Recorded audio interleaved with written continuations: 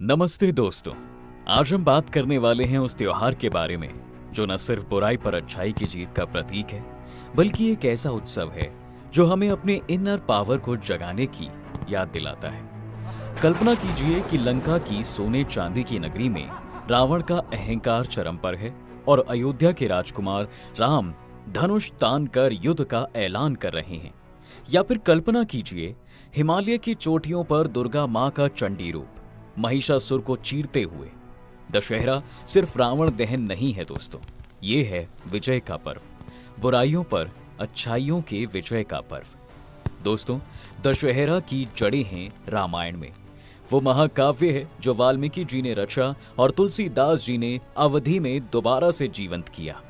अश्विन माह की शुक्ल पक्ष दशमी, यही वो तारीख है जब श्री राम ने रावण का वध किया।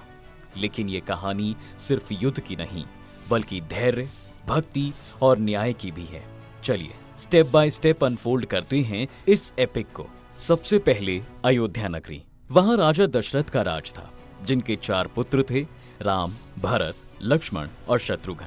राम मर्यादा पुरुषोत्तम कौशल्या के पुत्र और उनकी पत्नी सीता, वो सीता जो जनकपुर की राजकुमारी थी, जिन्हें शिव धनुष तोड़कर राम ने जीता था।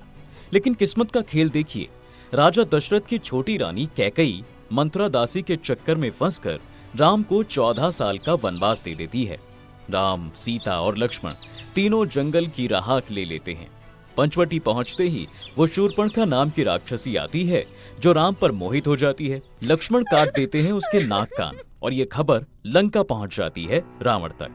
अब रावण कौन था? दोस्तों, रावण सिर्फ राक्षस नहीं, एक विद्वान ब्राह्मण का बेटा था।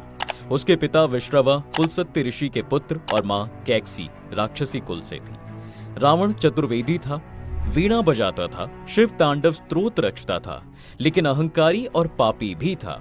वो सोने की लंका का राजा, 10 सिरों वाला दशानन, जो खुद को विष्णु का पुत्र मानता था। मारीच नाम के राक्षस की मदद से वो सुनहरे हिरण का भ्रम बनाकर सीता जी को हर लेता है और फिर सीता जी को लंका ले जाकर रख देता है अशोक वाटिका में। लेकिन भूल जाता है कि राम के पास है वानर सेना, सुग्रीव, अंगद और इन सब से बड़े संकट मोचन हनुमान जी। हनुमान की वो छलांग, रामायण धारावाहिक का वो सीन तो आपको याद ही होगा, जब हनुमान जी समुद्र लांग कर लंका पहुंचे, सीता जी को श्री राम का संदेश दिया, लंका चलाई और लौट आए। फिर राम का पुल, राम सेतु, जो आज भी भारत और श्रीलंका के बीच समुद्र में चमत्कार की भांति खड़ा हुआ है। राम सेतु के पत्थर आज भी तैरते हैं। नासा के सैटेलाइट इमेजेस में ये साफ दिखते हैं। खैर, युद्ध शुरू होता है। रावण के पुत्र मेघनाथ और भाई कुंभकर्ण इस युद्ध में मारे जाते हैं। विभीषण रावण का छोटा भाई जो श्री राम का साथ देता है, और अंत में दशमी का दिन राम का बाण रावण के नाभि में लगता है। रावण का पार्थिव शरीर जमीन पर गिर जाता है और श्री राम के राज्य अभिषेक की तैयारी शुरू हो जाती है। ये कथा सिर्फ कहानी नहीं है दोस्तों, ये सिखाती है कि अहंकार कितना खतरनाक है। रावण के पास सब था, ज्ञान, शक्ति, धन, लेकिन लालच और अहंकार ने उसे बर्बाद कर दिया। आज के जमाने में जब हम कॉर्पोरेट की रेस में भागते हैं, ये याद दिलाता है कि संतुलन बहुत जरूरी है। और हाँ, इंटरेस्टिंग फैक्ट, दशहरा दोहरी जीत का त्योहार है, राम की रावण पर और दुर्गा जी की महिषासुर पर। अब स्विच करते हैं देवी पक्ष पर।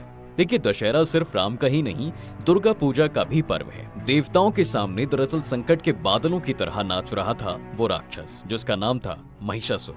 वो भैंस रूपी राक्षस जो अमर हो गया था और फिर उसका वध करने को जन्म होता है माँ दुर्गा का। ब्रह्मा, विष्णु, महेश, सबकी शक्तियां मिलाकर बनी दुर्गा माँ। 9 दिनों का युद्ध। पहले दिन शैलपुत्री, दूसरा दिन ब्रह्मचारिणी, तीसरा चंद्रघंटा, चौथा कुष्मांडा, 5वां स्कंद माता, छठा कात्यायनी, 7वां कालरात्रि, 8वां महागौरी, 9वां सिद्धिदात्री और 10वें दिन विजय। मां कात्यायनी रूप में दुर्गा माता ने महिषासुर का सिर काटा। तो दोस्तों, दशहरा सिर्फ रावण दिन का त्योहार नहीं होना चाहिए, ये होना चाहिए हमारे अंदर की बुराइयों को मिटाने का त्योहार। दशहरा सिर्फ जश्न नहीं, स्पिरिचुअल जर्नी है। 10 प्रकार के पाप, काम यानी कि लस्ट, क्रोध यानी कि एंगर, लोभ यानी कि ग्रीड, मोह यानी कि अटैचमेंट, मद यानी कि प्राइड, जलन यानी कि जेलेसी, अहंकार यानी कि ईगो, आलस यानी कि लेजीनेस, हिंसा यानी वायलेंस और चोरी जैसे अवगुणों को हमारे अंदर से मार भगाना चाहिए। भारतीय संस्कृति वीरता की पूजक है और दशहरा हमें याद दिलाता है कि अपने अंदर के रावण को जलाओ और अपने अंदर के श्री राम को जगाओ। दोस्तों, दशहरा है विजय का संदेश,